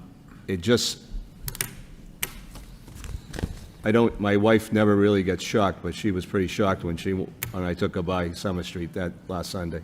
So 2 years ago, when we had the really cold snap, Yep. and I did the night shift at the senior center Yep. for the warming station, I spoke to the people who were there, and I actually asked them, where do you usually sleep? What brought you here? Where are you usually during a winter storm? Where do you stay? And some of the people said that they usually stay in a door jam. And then I said, when it snows, where do you go? And they say that they have friends that they can go to when it's a snowstorm, or they have a sister or brother. But since we had opened a a warming station. They didn't want to burn those bridges, so they came to a place that they could go to, and they would save those places for when they really had to go to those places. So if it's nice outside and they don't have to go there, then they wouldn't go there. So I try to take the opportunity, since I'm a person who speaks to people, I try to take the opportunity to ask people where they go, and that's something that Ms. Fitzpatrick does on a daily basis. That was where when she left her place here, she actually had to go and speak to someone who was looking for help. And that's what we do when people come to the health department or call the health department. We actually ask them, what brought you to the situation? Why didn't you call before? What happened to your landlord when you couldn't get there? So we try to ask the story that got you to where you are now, or what do you do regularly to try to put the pieces together? Or It just seems like the amount of people are increasing. Yes. At the Common. Correct. And I know there was at least 50 people when I drove by. Yes. Yeah. So- But right now, when it's 70 degrees outside, you don't really have to go anywhere, and you Right. don't have to be inside. But if it was 20 degrees outside, you would go knock on Yep. your friend, Counselor Gitchier's door, and ask him, and then Counselor Janessa's door, and then Counselor Leahy's Now door. you're pushing it. Oh. Yeah, you would go to everybody's door and ask to go there. All right, thank you. Could I just add, just by way of information, HUD requires us to do a pit count every January, which I don't think is very accurate. We'll be doing a pit count on July 17th to get a more accurate number as to how many outdoor sleepers and rough sleepers we have in the city. You're welcome. Thank you, Mrs. Patrick. Motion response O, Golden Gloves, Council Scott. Thank you, Mr. Mayor. And thank you to all the partners that are coming together to do this. This is incredible news. I think we could see thousands of people coming to the city if we're able to obtain this. And it would just be a wonderful boom for all the businesses. And I just thank you. Councilor Janess. Thank you, Mr. Mayor. I, too, would just like to say thank you for all the work on this. I think this is a good opportunity, but I would be remiss if I didn't take the opportunity to pound the drum a little bit on the fact that our application to host an event like this, or any event like this, would probably be a lot stronger if we had a hotel within walking distance of the LMA.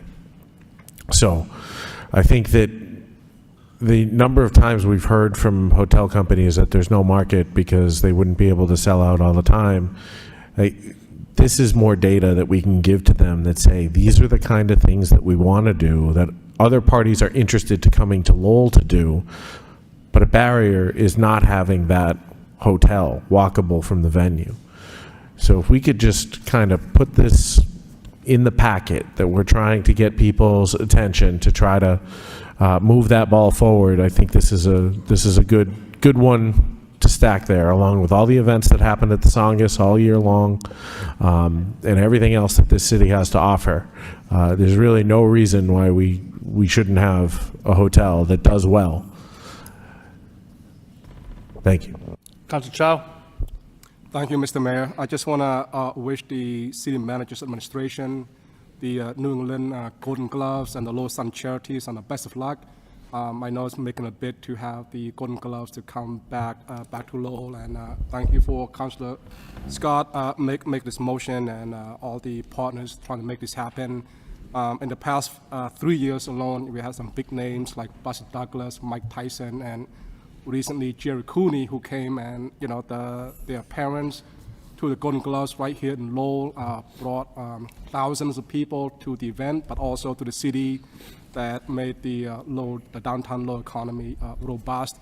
But it's also exciting, that boxing is such a sport, such a lot of history in the city of Lowell. So I look forward to making this. Hope the administration will make it happen. Very exciting.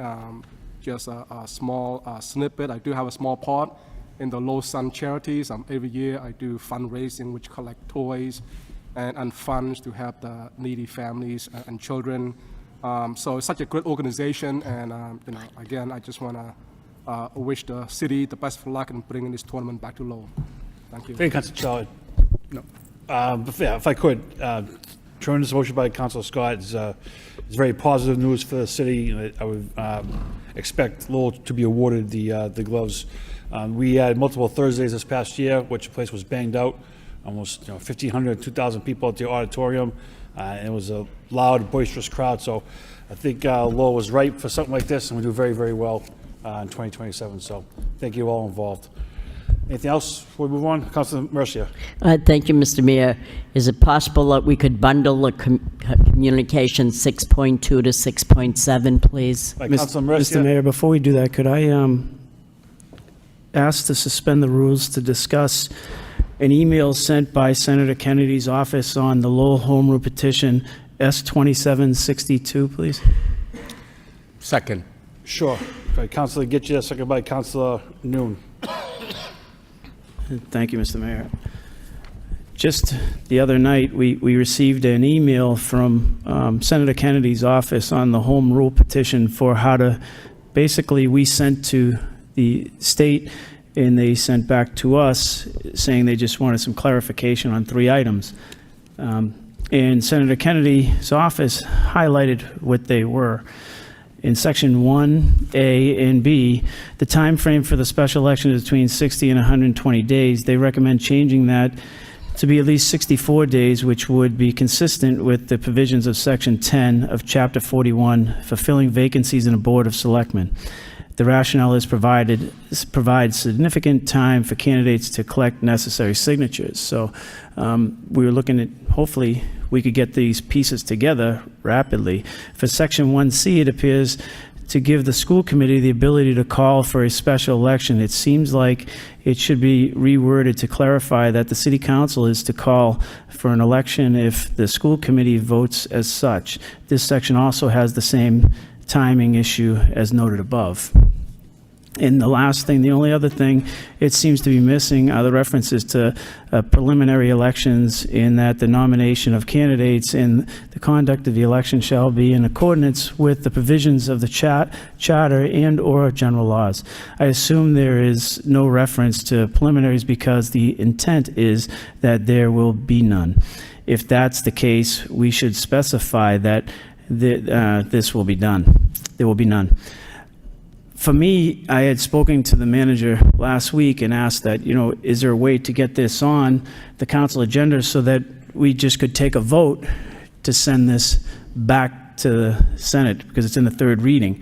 And hopefully, I don't know their timeline, but it would be out of this body's hands to the state and allow them the reference. I am a firm believer in that a special election should be held and not the council appointed. That's just my belief, and I think anything we can do to satisfy this, that's our obligation, is to give the people the will to take a vote in their district, because many of 8 out of the 11 councilors don't have any responsibility to that district other than the general responsibility. They're not voted on by that district. So I just think that and this has nothing to do with Councilor Leahy or anybody else. It's just a formality of checking in and saying, how do we get this to the senator? And I'm hoping that we can take a vote tonight if somebody can make a motion to do that, whether it has a preliminary in it or it doesn't, whatever needs to be sent off. We sent it off once and we didn't have an issue. So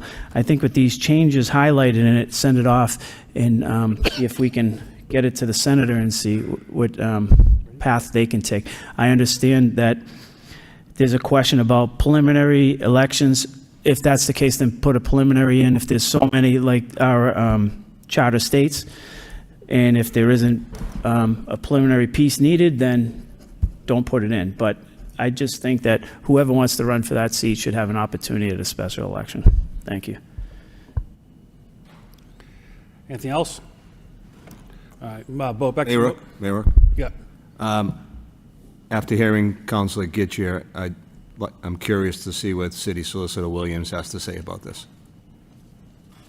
Solicitor?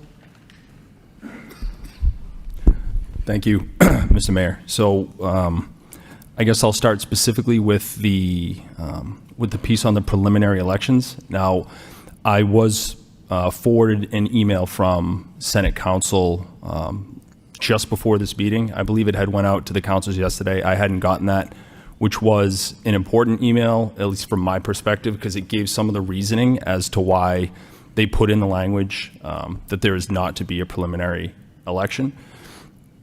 It wasn't in there initially in our draft because we have to have a preliminary election. It's in our charter. So it didn't seem like something that needed to be in there, but that's fine. I didn't know what the state's position was and why they put that language in there. Based off of the email that came from Senate Council, it seems like they were kind of just not guessing, but just making an assumption that it wasn't in there because we didn't want to have it. So that is helpful from my perspective, that's why that language was in there. So it seems like something that doesn't need to stay in there. Reviewing it further last week, it seemed, at first I read it, the changes seemed minor, and I think generally they are minor. But realizing that not too long ago, the issue came up of the election of the mayor, and then I received some feedback from plaintiff's counsel in the case that ultimately led to the consent decree, and they took issue with the notion that we might potentially change the way in which the mayor is elected, because there is language in a footnote in the consent decree that specifically says that the city councils have to elect the mayor. That's what it says in the consent decree. Now, reading through the consent decree, I guess the best way to put it is it's silent on this particular issue when it comes to filling a vacancy. It simply references the statute, Chapter 43, sections 93 through 116. That's the way in which we have to fill these positions, and we all sort of know that at this point. And in reaching that consent decree, everything was based off of the language in Chapter 43, the way it was written at that time. Now, this special legislation is going to change the way certain sections apply to us as a planning form of government, specifically Section 102. So the more I thought about it, and I spoke with the city manager, and to me it made sense to reach out to plaintiff's counsel, again, for the case that ultimately led to the consent decree.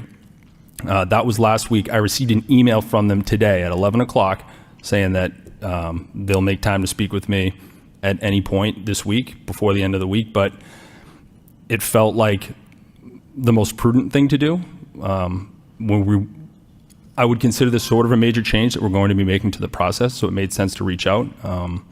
And that's sort of the holding pattern that we're in right now. I will also say, in terms of moving forward, as much as putting it before the council for your, review and discussion, I think is the best thing to do. Ultimately, the city manager does have the authority to approve an amendment like this if he's comfortable. Like the vote that the council initially took gives him the authority, when this came back to us, to approve any changes, minor changes that don't affect the ultimate objective of the legislation. So it doesn't necessarily have to wait until the next meeting to be pushed forward. Again, I think it's a good idea for me to speak to plaintiff's counsel, but that's just from my perspective. Councilor Mercier? Thank you, Mr. Mayor. You just had a good lesson in bureaucratic red tape. Did you just hear what was going on here? In my personal opinion, the most favorable replacement process would be to have a special election and let the resident voters of Belvedere choose, considering this is a Belvedere section that is in need of replacement. But we have nothing in place at this time. We have a timeline. We heard from the city solicitor. The plaintiffs are silent on this particular issue. There's so much red tape, rigmarole. Now, if you want to wait into oblivion to see what's going to happen next, and this petition, home rule petition for this particular issue, was already made by Vanna Howard before this. So this is the second time, and this is only good one time. Well, home rule petitions are good for one session, then they expire and you got to do it again. The home rule petition has not called for a special election and is not back yet, so we have no idea how long this position will be empty. So until we do, this is what I would suggest. You can take it and accept it. I'm not saying you have to, but this would be what I would do. Names be submitted from now until next city council meeting, which we're going to meet in 2 weeks on the 23rd. And they ask anyone that's in that District 3, if you're interested, to put your name on, forward to submit it to the city clerk. They must be residents in this Belvedere District 3 for over a year.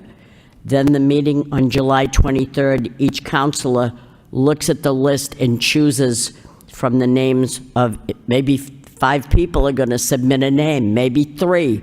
But look at the 3 that are interested or the 5 that are interested, and we each take a vote and choose.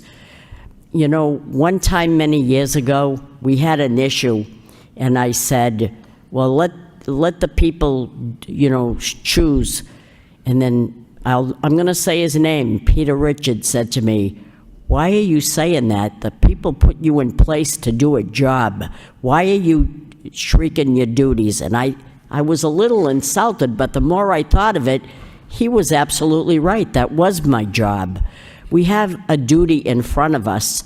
I would say this is an alternative to that. I would just say that the person with the most votes from the city council is the next person to be in that position. I hear so much talk on the radio. It's not up to the radio. It's up to this council. We're the ones that put our name forward. We're the ones that have to make a decision.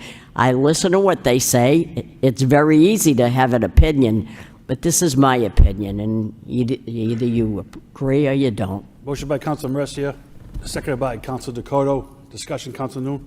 Thank you, Mr. Mayor. So I got this corresponding from the Senator Kennedy's office too yesterday. I think we went to the delegation with the home rule petition this council did for regarding the filling of the council and or school committee vacancy. So Senator Kennedy and his team, asked us with this modification. It's very, I don't think it's a major, modification at all. Really, nothing. And I think at least we owe it to the delegations to respond to them. They're waiting for the response. And that said, the city solicitor talking about the plaintiff being silent on the filling the vacancies of both bodies, city council and school committee. Right, you still can reach out to the plaintiff attorney to say if they have any objections to it. At the same, while we are okay with this modification and send it back to the Senate office and move it along, because this is what we wanted. And I too, under the belief that the Belvedere, this term, is we have over a year left in the term.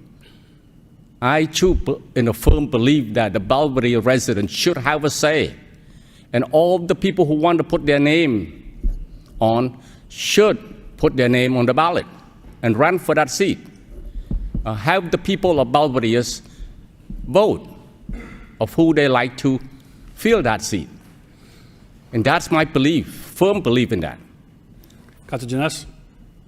Thank you, Mr. Mayor. I have a couple of questions. The more general topic we're discussing here, and also on Councilor Mercier's motion that's on the floor. We'll start with the motion, which Councilor Mercier, pardon me if I'm getting this right, but the motion was to have people submit names and then have this body make the selection, correct? Yes, at the next meeting, which would be the 23rd. So they have 2 weeks to submit a name, their name. They have to be a resident in the Belvedere district for over a year. Submit your name that you're interested in that position, and we look at all the names that come forward, and we take a vote, choose one, and we take a vote. Whoever gets the most votes is the winner. Okay, thank you.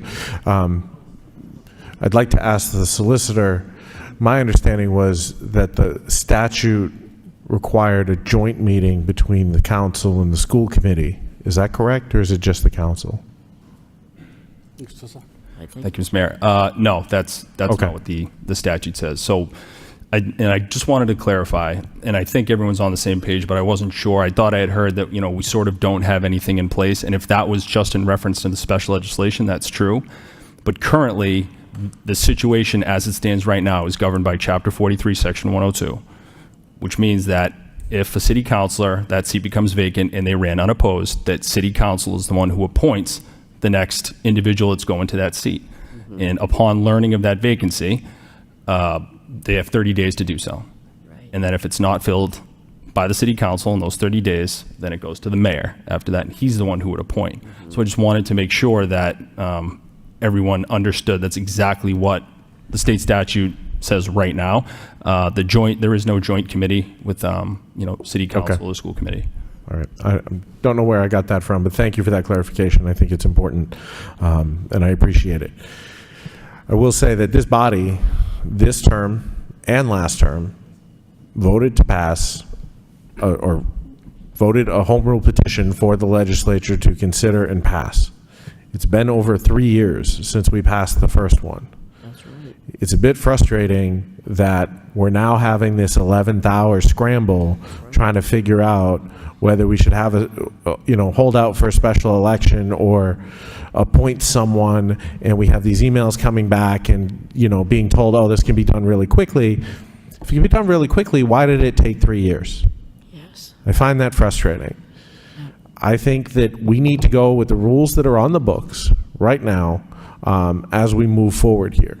I do agree that a special election is the best path forward. Voted for that twice as part of these processes to refer the home rule petition to the legislature for them to act. We can't make this up on our own. Solicitor Williams brings up some good points about needing to discuss this change with the plaintiffs. That's going to add more time. We can't,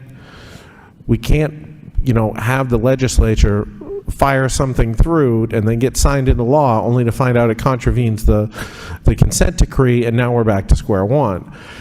If we're going to pass a home rule petition and help that process along, I think it's important we do it right. And to do it right, it includes having those conversations that Solicitor Williams is asking for. I don't know that we have the time to get that done within the 30-day window to replace the upcoming vacancy, which doesn't even exist yet. But I'm really stuck with what the best path forward is here. I do agree that the special election is the best path forward long term, and we voted for that twice, as I said. Whatever we do in that vein is going to be the precedent going forward. I think it's important to note that, whatever decisions we make over the next 30-ish days and how we treat this is one thing. Looking at what the city does long-term based on the actual laws and what gets passed by the legislature is a different thing. And it could have been the same thing if the legislature chose to act on this prior to now. Thank you. Mr. Mayor? Yeah. Go ahead, Councilor Robertson. Thank you. This body's the one that drafted these rules. We sent it off to be filed or reviewed by Senator Kennedy or whoever was handed to. How come, if we're talking about the litigants in the consent decree, how come that wasn't a concern before it was sent off for review, for one? For two, the solicitor's already said, the vote that was taken, the manager has full authority to make minor corrections, provided it's still in line with what the council drafted, the cause of what the council drafted. Yes, it's taken a while to get this through, but you have a letter, communication, basically saying you make these adjustments and we should be good to go. So why wouldn't you try to follow it through and provide the opportunity for the residents of that district to elect who they want representing them? I think we're all in agreement that that's pretty much the ideal way. So if there's even a Hail Mary chance at getting that done and allowing them to select a vacant seat in their district, I think it's this body's came so far, the subcommittee, all the colleagues, when they drafted this, that they could live with, when it got submitted. I mean, if all it's going to take is a couple minor tweaks that they're saying, you do this and we should be good to go, why wouldn't we explore that? I mean, it's just, you're 3/4 of the way there. Might as well finish it with that last quarter. It's right there, it seems like. And then moving forward, you have something to be proud of because it's something that was drafted, the rules were etched out, and it passed the litmus test. Thank you. So before I go back to Councilor Getchia, to piggyback on Councilor Janess, this was first done by the council May of 2021. The reason why I didn't go in front of litigants, I don't know. This solicitor wasn't here, and neither was this manager. But as we found out with the mayor's decision, they spoke up and said they want to be heard, and as they want to do on this case as well. It's been 3 years sitting on the Senate's desk to get something done. If that wanted to pass through, they had, again, over 36 months to get something done. Just because Senator Kennedy says he can get it done in a short period of time, still, again, has to go through House Council, third reading again, and take a vote, right? So, best case scenario, I agree with, I'm sure all my colleagues agree, the best way to do it would be to put it out to a vote. But this has died twice over the past 2 years at the end of session. And Councilor Mercia is very correct when she says that if this is not done by July 31st, it goes away again and we start this fresh. My suggestion would be for the city solicitor or to have a rules subcommittee to go over this once and for all, to lock it down, to make sure we talk to everybody involved, to do it once the right way, the final time, so we won't run into this problem again. Unfortunately, it's the only option we have right now is the city council to pick an appointment. So those are my thoughts on it. Councilor Getchia. Mr. Mayor, there is no harm in calling a special meeting if the sand in the hourglass is going away in the 30 days. This body has the right to do that within the 30-day window. We have no problem with calling a special meeting and saying we need to appoint because the legislator's not getting it to the place that we need it to be. We have an obligation to try to get this through, whether it took how long in between. You can have this one 2 sessions, so this doesn't cancel out July 31st. So it's in the third reading. We have an obligation, and we should push to get a special election. And who's to say that the plaintiffs are not going to file something because we appointed?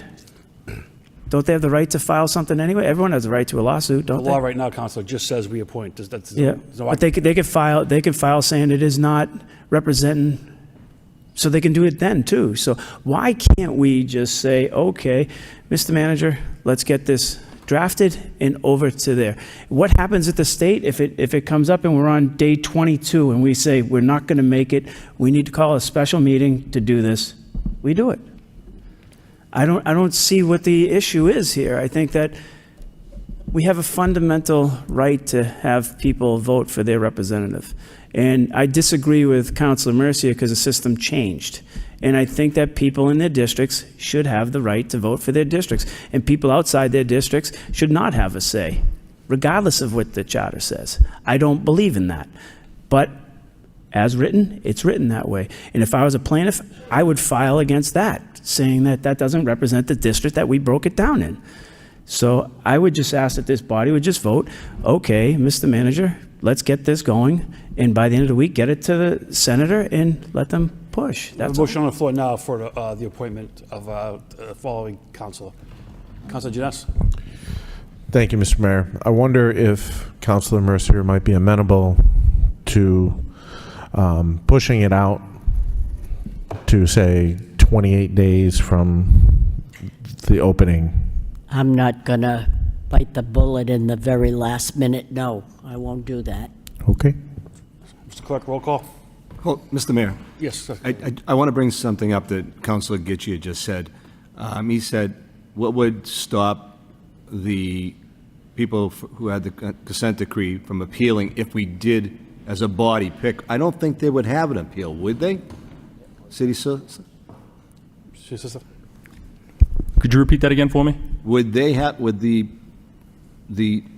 plaintiffs of the consent decree, could they appeal if we, as a council, vote for a new candidate? They would not be able to appeal, would they not? So The first answer I will give you is anyone can sue anyone at any time. So I'll get that out of the way. Second, the way the consent decree is written, it is that the City of Lowell is to abide by Chapter 43, Sections 93 through 116. So that's what governs a Plan E form of government. There's nothing in the agreement that says exactly how this position is to be filled. So if somehow the plaintiff's position was that, hey, you can't do this, even though that's what the law says right now, that would mean there's no mechanism to fill a seat ever. So the way it's written, and this is the way I read it, we would have no choice but to follow Section 102 of Chapter 43, which right now says that the City Council is the ones who appoint the next person when there's a vacancy. That's it. Councilor Getchia? I just have a question to the city solicitor. By taking a vote on a motion that wasn't on the agenda, are we violating the open meeting law? We suspended the rules. Even though the rules are suspended because we're pushing something that can be also questioned. We're asking people to file with the city clerk something which is not part of anything. So if you don't file, what's that mean? So that's what I'm just questioning, the wording to the motion and whether the motion actually meets the open meeting law, and would that also fall under the charter as a way of actually getting people to it? So Well, the rules are suspended if you bring up your point too, right? I just brought up the information that was shared. That was the reason for it. But and as the solicitor said, that the manager at any time can send it off. So Specific to, is it Councilor Mercier's motion? Yes. Because I think that's a new motion that's now on the floor. So I don't see any issues with that with the open meeting law. But would that, because of the charter and the consent, is that a way of actually picking a person based off of the charter and everything? Because now it outlines how you can actually apply to be a candidate. Mercier's motion satisfy the appointment of a city councilor? Right. So what I can tell you is there is no statutory language that says exactly how that appointment is supposed to happen. The way Section 102 is written is that City Council will appoint. That's all it says. So how that is to happen, my position would be that is up to the body. Mr. Clerk, roll call. Counsel Leahy. Present. Counsel Mercier. Yes. Counsel Noon. No. Counsel Robinson. No. Mayor Rourke. Yes. Counsel Scott. Yes. Counsel Yem. Yes. Counsel Chow. Yes. Counsel Dakota. Yes. Counsel Getchia. No. Counsel Janess. Yes. Seven yes. Councilor Leahy, you want the floor? Announce your... Just see what you started. I know, yeah. Joe? 100%. Well, I guess I was just going to announce, and it's been out there, that I accepted a job with the city, and I will be resigning the 24th of July.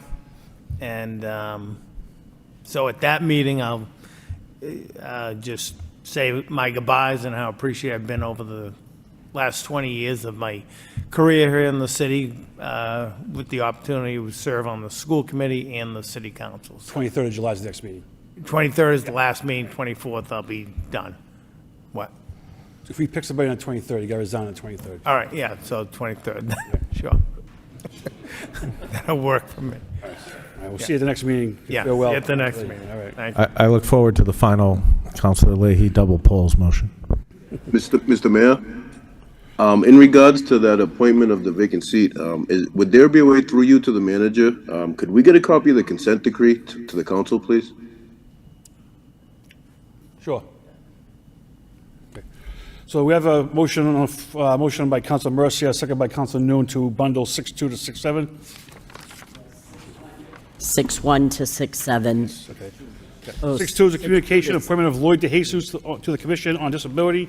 6.3, communication, appointment of Paul Paradise to the Veterans Commission. 6.4, appointment of Sophie Chenroom to DEIB Committee. 6.5, communication, resignation of Andeth Van from Veterans Commission. 6.6, resignation of Raphael Cotto from DEIB Committee.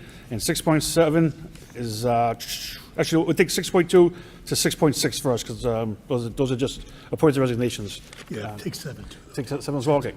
Communications, city manager requests out-of-state travel, 1 Lowell Police Department and 1 mass hire. Motion to adopt by Councilor Mercia, second by Councilor Leahy. Roll call. Mr.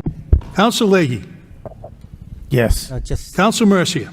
Yes. Council Noon. Yes. Council Robinson. Yes. Mayor Rourke. Yes. Council Scott. Yes. Council Yem. Yes. Council Chow. Yes. Council Dakota. Yes. Council Getchia. Yes. Council Jines. Yes. 11 yeas. Councilor Yam. Thank you, Mr. Mayor. Through you to the manager, if I may request that individuals that are appointed to certain board and commission be present at the council meeting and then be at the podium so that the people at home who watch the council meeting know who these people are. I heard the comment from the viewer, and I think it's a legitimate request to know who are being appointed to the commissions and boards. Thank you so much, Mr. Mayor. Councilor Mercia. Thank you, Mr. Mayor. If it's possible to bundle a vote 7.1 to 7.9, and anyone that wants to speak on any of them, fine. Second. It's always possible, Councilor Mercia. Okay. All right. Second by Councilor Dakota, motion to bundle. All those in favor say aye. Opposed, motion passes. 7.1, accept and expend $120,000 Department of Mental Health Jail Arrest Diversion Program grants. 7.2, accept and expend $196,706 Mass Call 3 grant. 7.3, vote, accept, expend $35,000 Department of Public Health Sexual Assault and Domestic Violence grant. 7.4, accept and expend $97,000 Tobacco Control Program grant. 7.5, vote to transfer $1,125,000 for year-end payroll and taxes.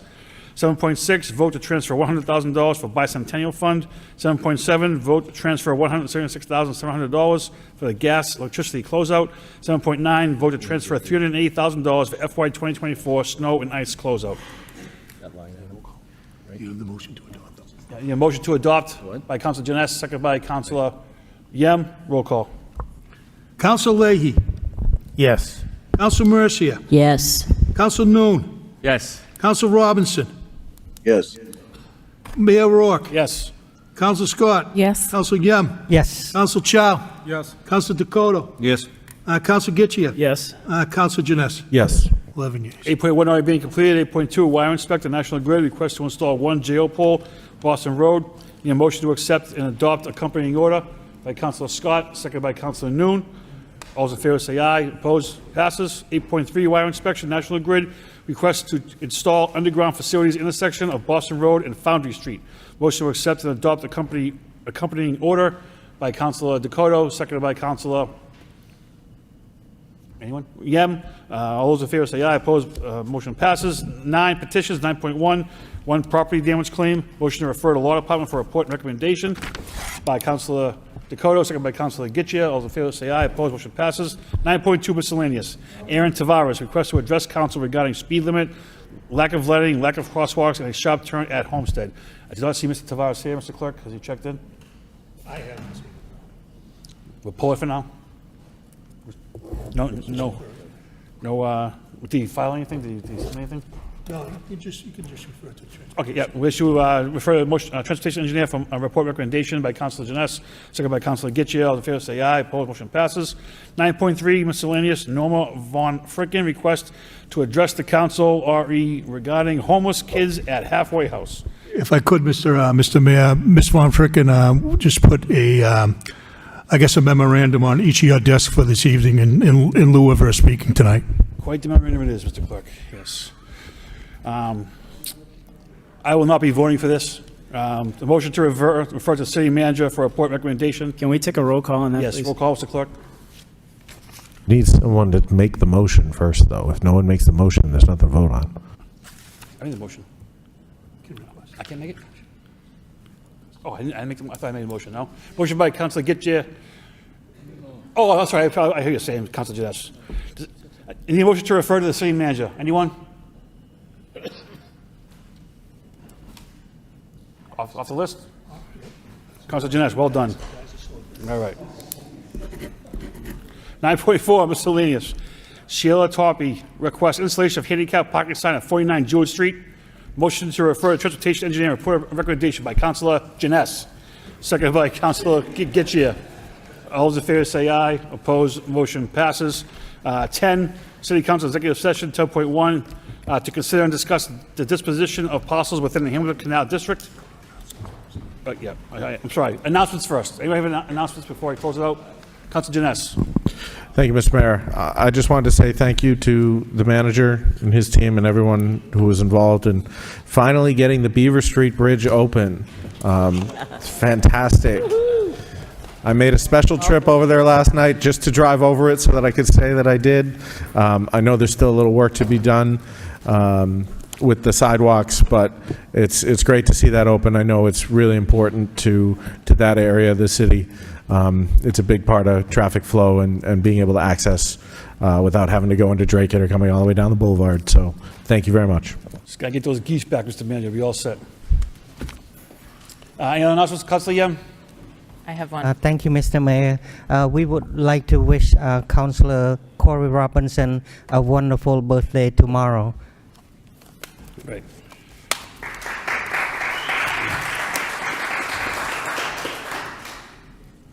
Baez Rose.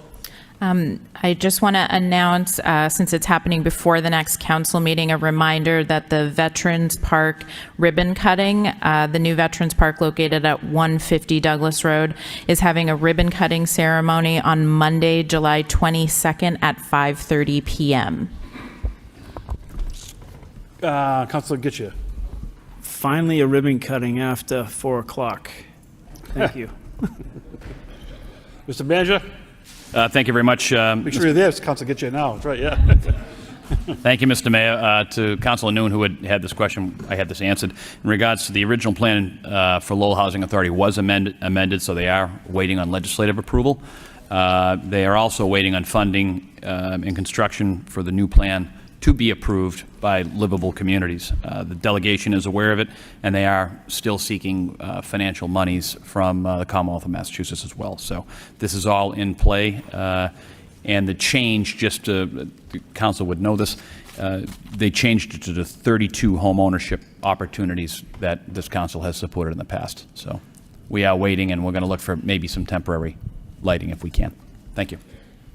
On 10, City Council Executive Session 10.1, Executive Session to consider and discuss the disposition of parcels within the Hampton Canal District, public discussions of which may have a detrimental effect on the negotiating position of the city. The motion to enter executive session and to also adjourn from that session by Councilor Dakota, seconded by Councilor Mercia. Roll call. Councilor Leahy. Yes. Councilor Mercia. Yes. Councilor Noon. Yes. Councilor Robinson. Mayor Rourke. Yes. Councilor Scott. Yes. Councilor Yem. Yes. Councilor Chow. Yes. Councilor Dakota. Yes. Councilor Getchia. Yes. Councilor Janess. Yes. 10 yeas.